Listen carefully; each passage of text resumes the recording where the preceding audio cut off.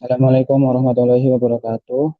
Selamat pagi, Bapak Abdul Razak selaku dosen pengampu untuk mata kuliah Perekonomian Indonesia. Perkenalkan, saya Gali Fatul Mustaqim. Eh, Pada kesempatan kali ini, saya akan mempresentasikan mengenai strategi Indonesia dalam menghindari middle income trap melalui kebijakan fiskal, kebijakan moneter, dan kebijakan utang luar negeri.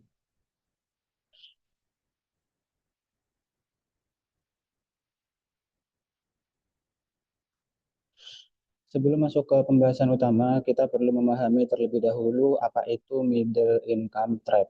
Middle income trap adalah kondisi ketika suatu negara berhasil mencapai tingkat pendapatan menengah, tetapi mengalami kesulitan untuk naik menjadi negara maju.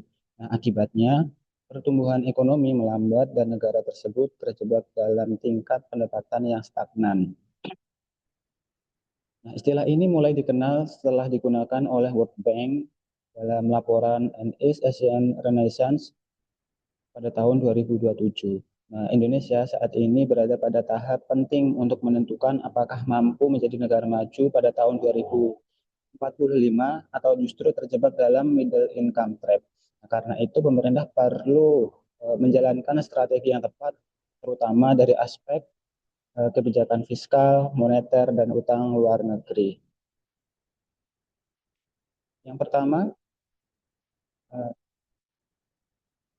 yang pertama adalah kebijakan fiskal. Masalah utama Indonesia pada saat ini adalah kapasitas fiskal yang masih terbatas. Rasio pajak Indonesia hanya sekitar 10% terhadap PDB. Angka ini jauh lebih rendah dibandingkan Korea Selatan yang mencapai hampir 29% ketika sedang berkembang menjadi negara maju. Selain itu, belanja negara Indonesia juga menjadi relatif kecil, juga masih relatif kecil, yaitu sekitar 15% dari PDB. Akibatnya, ruang pemerintah untuk membiayai pembangunan dan transformasi ekonomi menjadi terbatas. Berdasarkan penelitian, pengeluaran pemerintah juga belum sepenuhnya efektif dalam mendorong pertumbuhan ekonomi karena masih adanya program yang kurang produktif.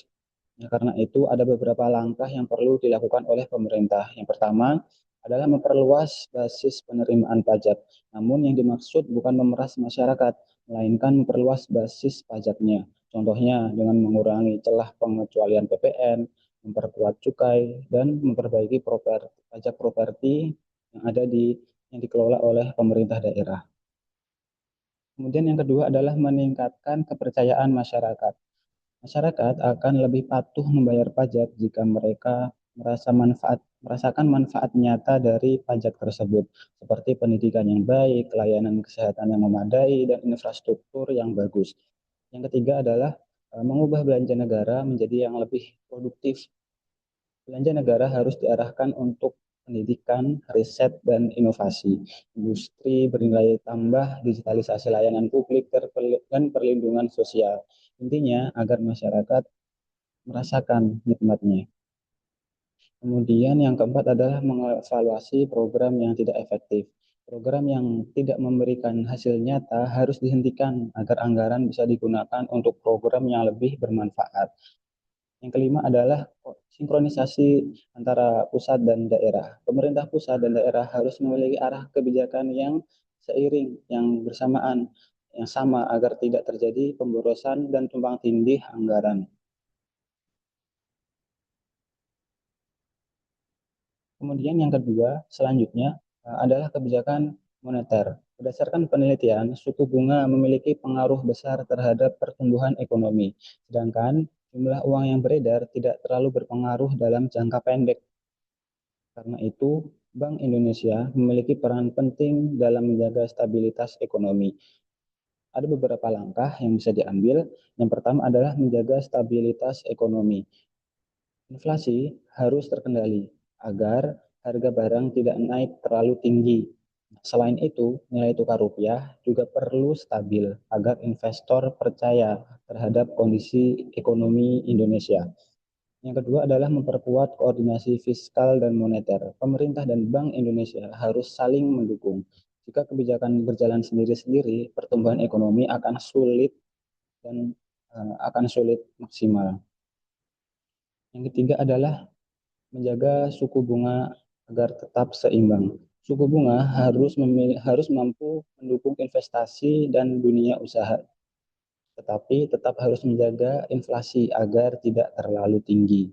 Yang keempat adalah mendorong inovasi dan teknologi. Indonesia tidak terus bergantung pada tenaga kerja murah. Karena itu, investasi pada riset dan teknologi harus diperbesar agar produktivitas juga meningkat. Yang kelima adalah memperkuat hilirisasi industri.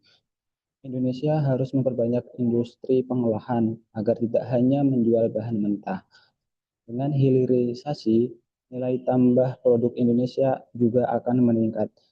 Kemudian daya saing global juga lebih kuat. Selanjutnya adalah terkait kebijakan utang luar negeri. Nah, penelitian menunjukkan bahwa utang luar negeri yang terlalu besar dapat menghambat pertumbuhan ekonomi. Bahkan, kenaikan utang luar negeri pemerintah sebesar 1% dapat menurunkan pertumbuhan ekonomi sebesar 0,285%.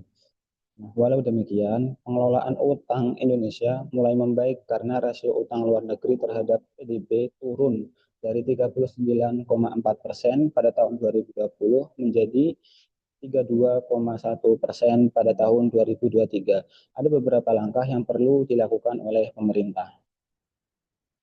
Yang pertama adalah mengurangi ketergantungan pada utang luar negeri. Pemerintah perlu banyak menggunakan pembiayaan domestik agar risiko nilai tukar dapat dikurangi. Yang kedua adalah diversifikasi sumber pembiayaan. Indonesia tidak boleh terus terlalu bergantung pada dolar Amerika Serikat, sehingga perlu menggunakan berbagai sumber pembiayaan dan mata uang yang lain.